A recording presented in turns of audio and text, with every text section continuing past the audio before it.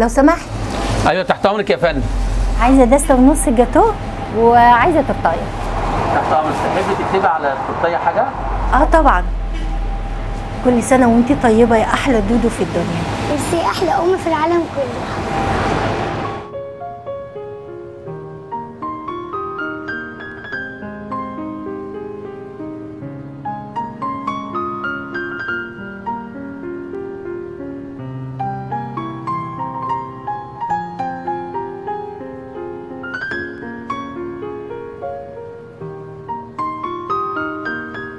ماما.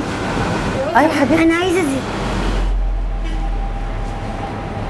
عينيا يا حبيبتي.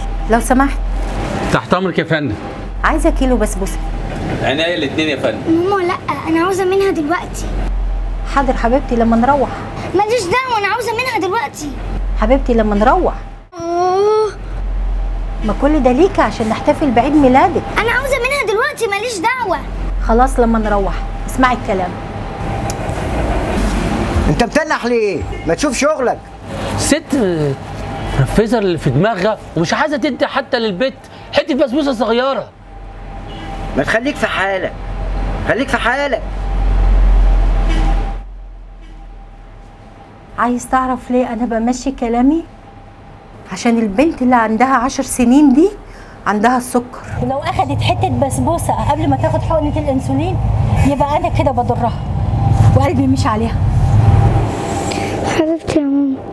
احنا اسفين يا مدام قوي. اسفين يا مدام. سامحاكم.